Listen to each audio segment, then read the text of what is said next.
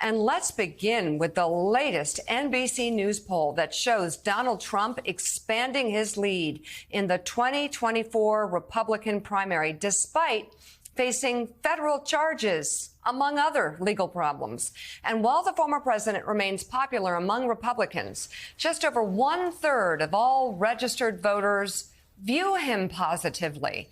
For more on these latest poll numbers, let's bring in NBC News national political correspondent Steve Kornacki. He's at the big board. Steve, break these numbers down for us. Yeah, a lot of interesting numbers as we start to look ahead to 2024, both in terms of that Republican primary situation and then the question of whoever emerges on the Republican side against Joe Biden, what dynamics would define that matchup. Let's start by taking a look at the president himself, Joe Biden.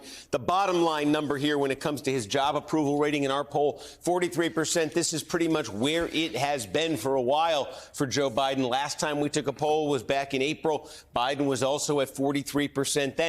There are some concerning numbers here. Any president seeking re-election at this point in his first term, to be sitting there at 43%, that's not a great place to be. We also asked folks in this poll if they were concerned about Biden's physical and mental health. More than 2/3 said it was a big or a moderate concern to them, 68%. So some trouble signs there, some signs of political vulnerability for Joe Biden. But then you get to that question of, well, he's not running against a blank slate here. He'll end up running against somebody with a name. So who would that person be? And as you mentioned, this is what the Republican race looks like in our new poll here. National poll, Republican primary voters, Donald Trump with an outright majority in this poll, 51%. Ron DeSantis, it's now been a few weeks since he announced his candidacy. Obviously, of all of the Trump opponents here, the one who came into this race with the most hype. He is the only one who's in double digits. He's the only one above 20% outside of Trump. But still, that is a 29-point gap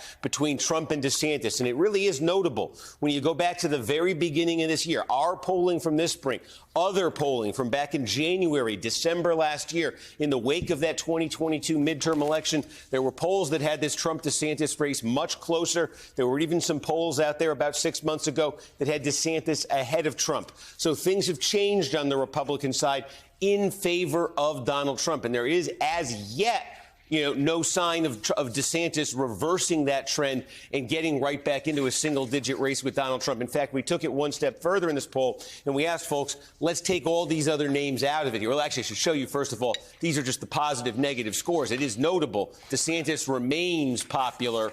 Trump remains, these are with Republican voters. Trump remains popular with Republican voters. Chris Christie, whose name you saw pop up there, getting 5% support from Republican voters. He's moved up enough where he could qualify for the debates potentially. But look, still very, very unpopular overall. Christie is with Republican voters. So is Mike Pence. But then we get to this bottom line question we asked Republicans where we said, forget about all the other names. If it's just Trump, if it's just DeSantis, if you had to choose between one of them, who would it be? And overwhelmingly, they're saying right now, Donald Trump. They say they like DeSantis. They say they like Trump.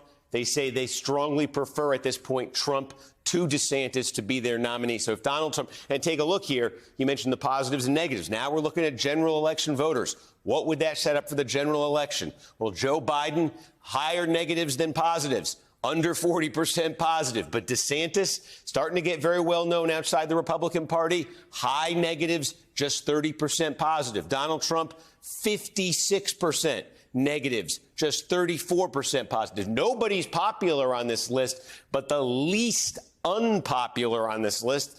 That's quite a distinction to be in an election. But the least unpopular is Joe Biden. And what does that translate into when we start to do trial heats here, general election voters here? Who would you support if it were Biden versus Trump? Biden 49 in our poll, Trump 45. What if it were Biden versus Ron DeSantis? A little bit different, 47-47. So you see all those weaknesses for Biden. You see the profound unpopularity of Donald Trump. You see a growing unpopularity with all voters of Ron DeSantis as well.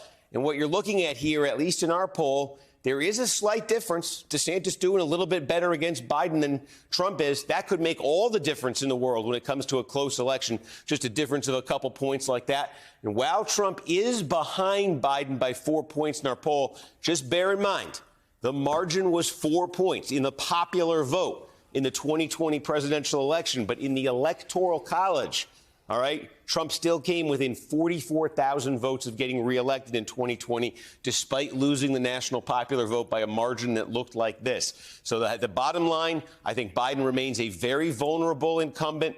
The Republican Party right now, for all of the troubles Donald Trump has had in the first 6 months of this year, legal troubles that Donald Trump has had, there's no sign of that grip of his on the Republican Party breaking, at least right now.